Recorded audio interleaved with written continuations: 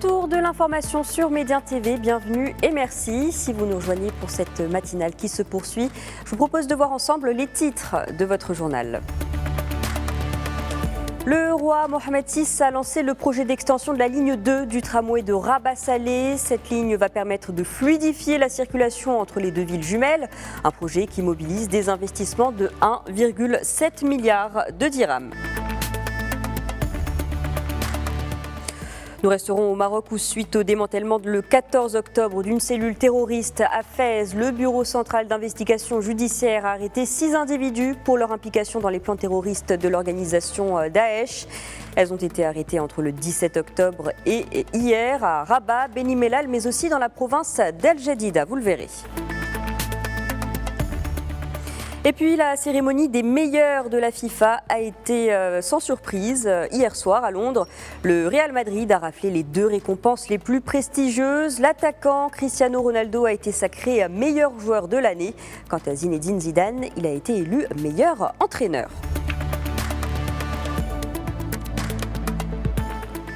Le roi Mohamed VI a donc lancé le projet d'extension de la ligne 2 du tramway de Rabat-Salé. C'était hier au niveau de l'avenue Hassan II, au quartier Betana à Salé.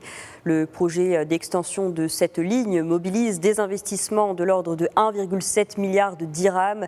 Il aura un impact important sur la fluidité de la circulation entre les deux villes jumelles, car il va desservir des quartiers denses en population. On fait le point avec Férouz Bentaleb.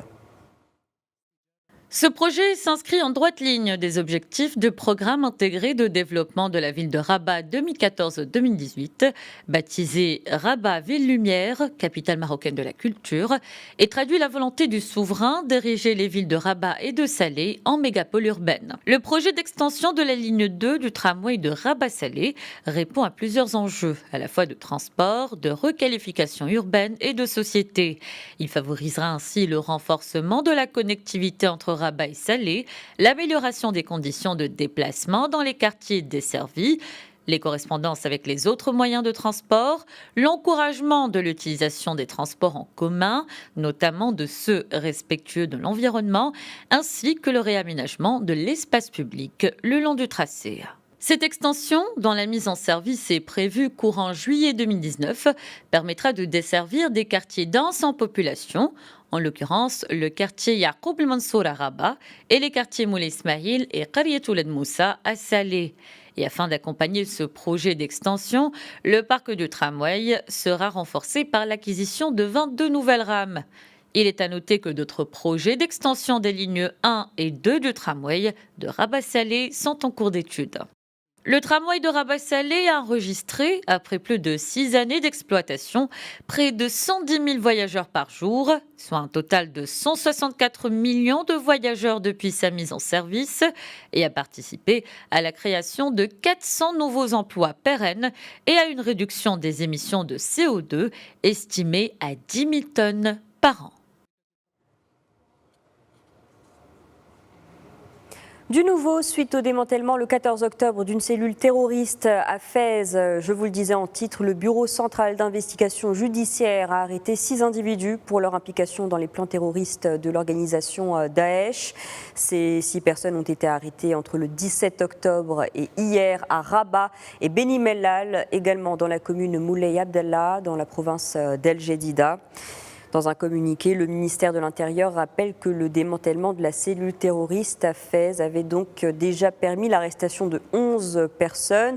Elle avait aussi permis de saisir des liquides et des poudres chimiques qui étaient destinés à fabriquer des explosifs. Les suspects seront traduits devant la justice. L'enquête aussitôt terminée, enquête qui se poursuit et dont nous vous tiendrons bien entendu informés. Suite aux propos gravissimes du ministre algérien des Affaires étrangères et à l'encontre donc du Maroc, des militants algériens des droits de l'homme ont émis de sévères critiques à son encontre. Ils l'ont qualifié de honte pour la diplomatie algérienne. C'était lors d'une émission diffusée sur la chaîne Al-Maghribiya. Selon ces militants, Abdelkader Messael n'a pas pu se retenir et a explosé de haine en réaction aux déclarations de chefs d'entreprise algériens. Ces dernier avait fait l'éloge, je cite, de la percée remarquable d'entreprises marocaines en Afrique. Plus de 2000 ressortissants d'Afrique subsaharienne ont été arrêtés depuis le 22 septembre en Algérie, arrêtés et expulsés vers le Niger et le Mali. C'est ce qu'a indiqué lundi Amnesty International, qui dénonce des arrestations arbitraires et des expulsions massives illégales. La plupart de ces personnes arrêtées à Alger, dans sa périphérie, mais aussi à Blida, ont été conduites en bus à Tamanrasset, près de 2000 km plus au sud. Selon un communiqué d'Amnesty, elles ont ensuite été abandonnées par les autorités dans une localité du côté nigérien de la frontière entre les deux pays. Pour d'autres, elles ont été laissées du côté algérien et ont dû marcher pendant 6 heures dans le désert pour atteindre la même localité. L'organisation de défense des droits de l'homme dénonce des arrestations fondées sur un profilage ethnique. Les menaces de désobéissance s'accumulent en Catalogne alors qu'aucun rapprochement ne semblait en vue pour éviter l'escalade. Les plus radicaux des séparatistes ont promis une campagne de désobéissance massive si Madrid prend le contrôle de cette région autonome. La majorité séparatiste du Parlement régional catalan a aussi annoncé hier la tenue d'une séance parlementaire. Elle se déroulera jeudi, à la veille du vote par le Sénat espagnol de la mise sous tutelle de cette région.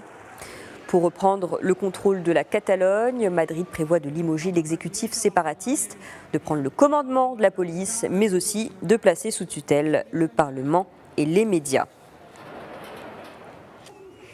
Les États-Unis réduisent encore davantage leur aide aux unités birmanes et aux officiers impliqués dans les violences contre la communauté musulmane des Rohingyas. Dans un communiqué annonçant une série de mesures punitives, la porte-parole du département d'État, Heather Nauert, exprime, je cite, l'inquiétude des États-Unis face aux récents événements dans l'État Rakhine et face aux violents abus traumatisants que les Rohingyas et d'autres communautés ont endurés. Parmi les mesures annoncées, la suspension de l'examen des dispenses de voyage pour les hauts responsables militaires birmans. Les hauts responsables des forces de sécurité birmanes sont également exclus des manifestations parrainées par les États-Unis. J-2 avant l'élection présidentielle au Kenya, un scrutin sous haute tension puisqu'il fait suite à l'annulation par la Cour suprême de l'élection précédente du 8 août. Elle avait été marquée par la réélection du président sortant Uhuru Kenyatta face à son rival Raila Odinga. Mais la Cour avait critiqué la commission électorale, lui reprochant un scrutin ni transparent ni vérifiable. Soha Aboutara. C'est sous l'œil attentif des militaires que les bulletins de vote sont déchargés sur le tarmac de l'aéroport de Nairobi. Fermeté et retenue, c'est ce que le ministre kényan de l'Intérieur, Fred Matiang'i, exige des services de sécurité qui se disent prêts à garantir que l'élection présidentielle du 26 octobre se déroule dans le calme. La commission électorale compte sur ces dispositifs de sécurité.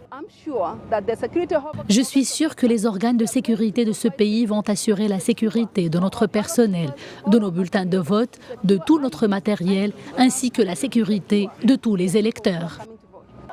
Après la décision de la Cour suprême, le leader de l'opposition, Raila Odinga, avait demandé des réformes au sein de la commission électorale. Estimant ne pas avoir été entendu, il a annoncé le 10 octobre qu'il ne participerait pas à l'élection de jeudi. L'opposition a mené une série de manifestations pour tenter de faire pression sur la commission électorale.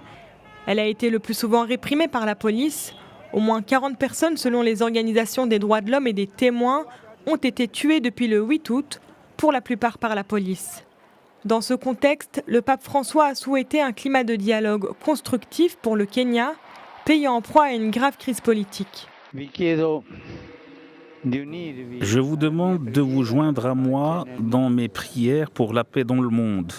Ces derniers jours, je suis, avec une attention particulière, la situation au Kenya, pays que j'ai visité en 2015, et je prie pour que le pays puisse affronter les difficultés actuelles dans un climat de dialogue constructif.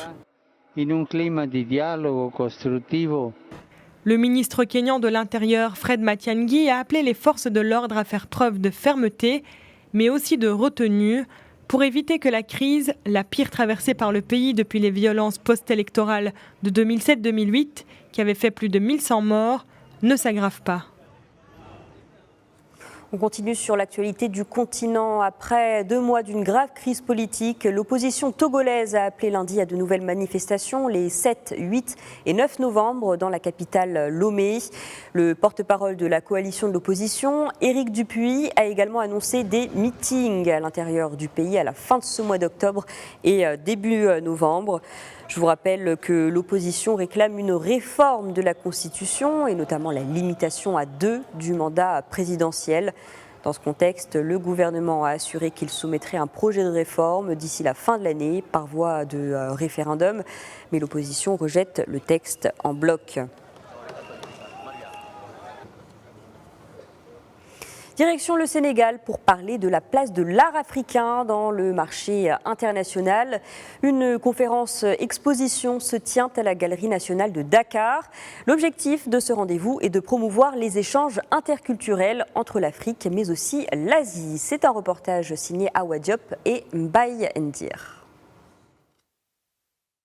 Symbiose, la diversité culturelle au service de l'art africain contemporain pour le développement. C'est l'objectif premier de ce programme artistique. Donc aujourd'hui, moi je pense que le monde appartient au métissage. Au-delà des frontières, normalement il ne devrait plus y avoir de frontières. Donc les gens doivent pouvoir se mélanger, échanger, partager pour un meilleur devenir dans tous les pays du monde. Et c'est l'idée dans laquelle nous avons organisé cette manifestation. L'art africain s'offre au monde, une occasion pour les artistes coréens d'échanger avec leurs collègues sénégalais. Un moment fort en brassage culturel. Une relation culturelle et artistique. Donc c'est pour ça que nous sommes venus ici pour avoir le temps d'organiser la picture et aussi de développer notre relation artistique. C'est pour ça que nous avons organisé cette exposition et aussi un petit séminaire. L'art africain contemporain au service de la protection de l'environnement, c'est l'une des représentations phares de ce vernissage. Cette installation, c'est la continuité de l'autre. C'est toujours sur les inondations. Parce que je l'ai intitulé Cry for Help, qui demande secours. Ce n'est pas les moustiques, mais c'est les sinistrés eux-mêmes qui demandent secours. Et j'invite toujours les sinistrés à prendre soin de leurs environnements. Parce qu'une fois qu'on a les canalisations bloquées ou quelque chose comme ça, il y a les moustiques qui s'y développent et le paludisme vient après. Objets d'art, ethnographie, religion, photographie, cette symbiose entre l'art africain et celui asiatique a pour mission de promouvoir la découverte des autres cultures, traditionnelles et contemporaines, entre les 2 continents.